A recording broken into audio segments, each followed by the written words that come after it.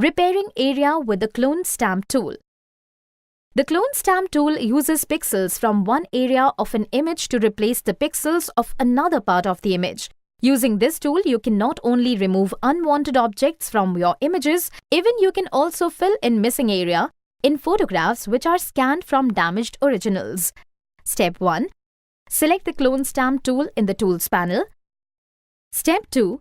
In the Options bar, open the Brush pop-up menu and set the size to 21 and the hardness to 0%. Then make sure that the Aligned option is selected. Step 3.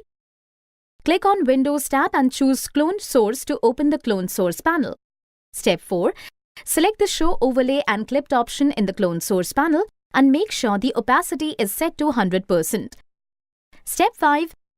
Move the Clone Stamp tool over the darker bricks just to the right of the hot spot on the wall. Step 6.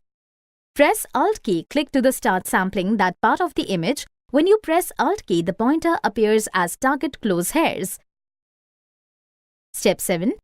Start dragging the Clone Stamp tool to the right over the hot spot on the bricks. The clone overlay lets you see what will appear there.